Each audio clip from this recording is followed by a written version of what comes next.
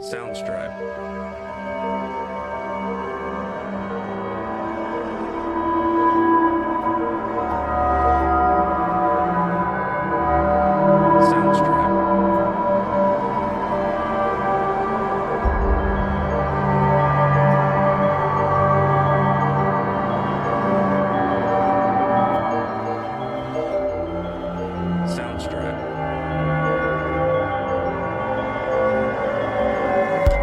Is about clearing away the smoke to find the fire. More often than you might expect, the things we think are purely products of the imagination turn out to be grounded in reality.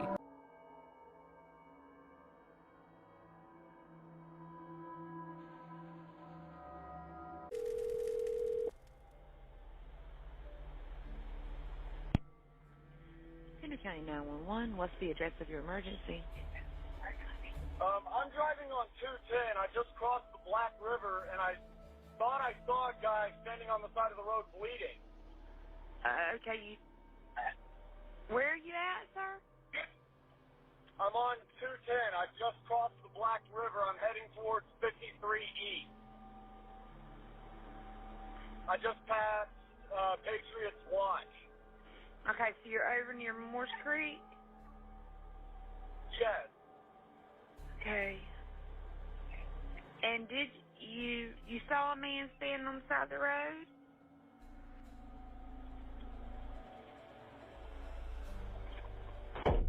What the? What was that, sir? That's not human! That's not human! Sir, are you okay, sir? There's something in the bed of my truck! Okay, what's in the road? No, it's not in the road, it's in my truck. In the bed. There's something in the bed of your truck? Yes, ma'am, I just turned on my bed lights for my truck and there's something in my bed. Okay, sir, when you say something, what do you mean? I just don't... Rusty, I'm about to interview the young man that was driving the truck the night of the frantic 911 call. T, finally I get a chance to meet you. I gotta tell you, I heard the 911 call a couple of months ago, actually. And it's been a little bit of a challenge to get the sheriff's schedule, my schedule, and finally now we've got your schedule all worked out so that we can talk to you and get you to tell your story. Obviously, we're not going to share your name or your face. Totally understand that. But after talking with you, clearly your voice is the voice that's on that 911 call. So, if you would, just start wherever you want to. We want to hear the whole story. So, take as much time as you need. I guess I'll start from the beginning of the trip. I was coming up from Florida to visit my family. At the time, I was going to a trade school down there, and when I was driving up here to where the incident occurred by the battlefield, it was already easily like well into the morning. I wasn't looking at my phone. I just know it was pitch black outside, and it was pitch black. I couldn't see the moon, stars, nothing, just barely the road through my headlights. And I had my window down because the AC wasn't working the best. And as I was coming around, there's a massive right curve right there before you cross the Black River, and then after that you have the battlefield. So on that massive black curve, as I'm coming around, I had just started the curve and I was about a third of the way through it, and I look over into the ditch on my right because I caught a quick glimpse of something, and as I take a further look, it looks like there's I'd say probably a 30-something-year-old man standing in that ditch wearing what looks like an old Civil War uniform, just covered head to toe in blood. And the uniform was torn as well. That threw me off because I didn't expect to see it at like 1, 2, 3 o'clock in the morning. Well, I'm calling 911 after I see him to report that, because for all I know, it could have just been a normal guy that was injured and needed emergency help. It looked like what had happened is he hit his head on something. Okay. And the blood was just pooling down over his face and torso. Okay. And well, as I was calling, everything seemed perfectly normal. Just quick phone call to 911, let them know, hey, there's a guy out here. and try to find somewhere safe to park so that way I can take them to them. Well, as you know from the 911 call, right as soon as I reported that, I already had my window up at that point. All of a sudden, I heard a massive bang on my truck, and my truck bounced down from the rear, like I was pulling a heavy trailer and I hit a pothole. And so I'm sitting there going, what the hell was that?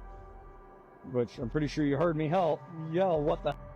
I turned on my bed light, and I looked in my rearview mirror, and all I saw was this white, like snow white face right up against my rear windshield, like it was looking into my truck trying to see what it could see. It had shallow sunken eyes.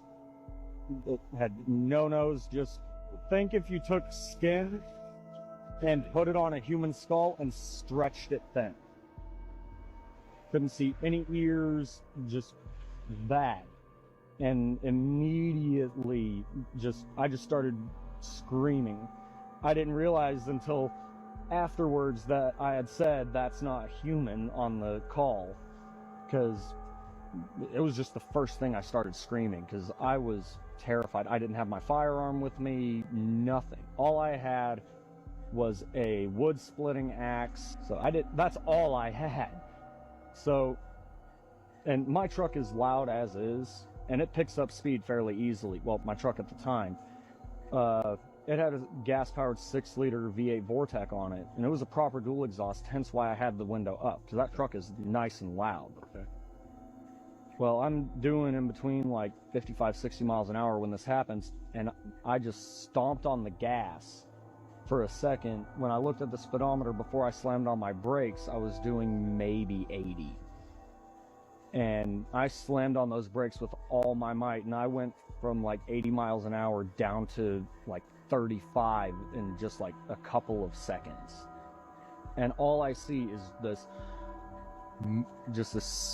super scrawny long body just fly over my truck in a ball rolling. And as I then swerve to the left and get back in the travel lane, and I floor it. And as I'm swerving to the left, I see it stand up, and it is easily taller than that truck. No way. I'm 5'10". The truck is about 2 inches taller than I am. And this thing was easily like maybe 7 feet. Wow. And as I pass it, I look in my mirror and I see it bolt to the left into the woods, and it looked like some, I don't even know what because it looked like somebody took a normal human and stretched them out, starting with the limbs. It like abnormally long legs and arms, and it just took off into the woods. And I just said, nope, I'm out of here. I'm not staying to figure out what this is. And there's a gas station all the way at the corner where the highway intersects. And I pulled into that gas station. I was doing like 90 all the way to that gas station, because that was the only place with any light that I saw. Right. And I just stopped in that parking lot and waited like 10, 15 minutes for state troopers to show up. Well, next thing I know, the state troopers show up at the gas station, and I'm just staring back at that road to make sure that it's not coming back. Right. So I tell them what happened.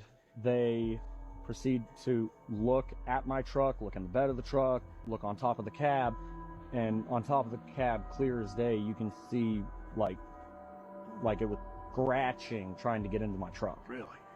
Or when it initially hit, another way to look at it is when it hit the back of the truck and landed in the bed, like it had latched onto the hood for a second and scraped trying to balance itself.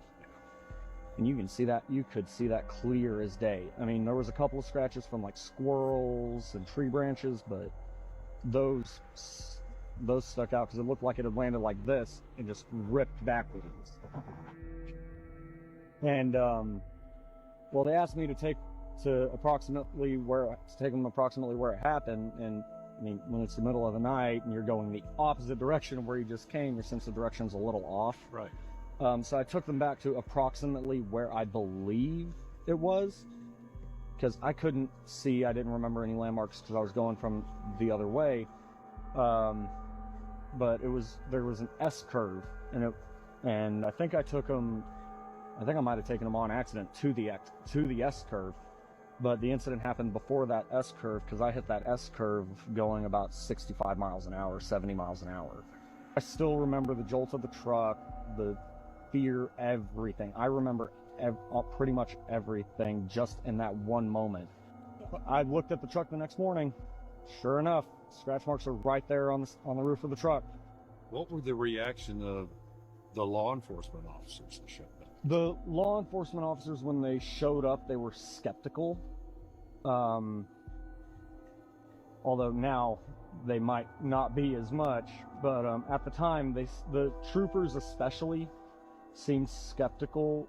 Parks and Wildlife, when they flew the drone, they seemed more curious than anything, and EMS was more like, okay, are you okay?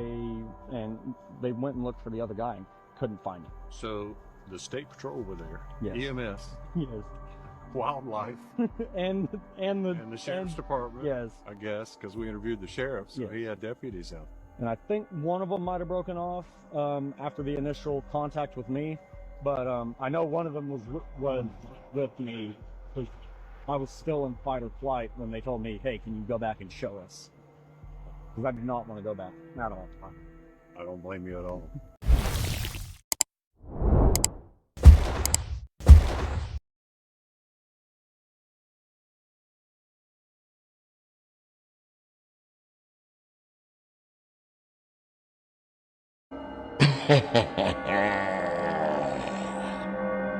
Bonus feature. Let's check out these military micro drones.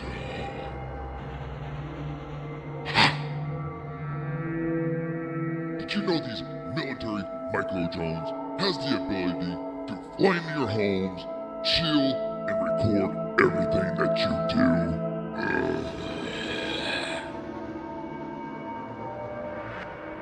What do you think about these little drones?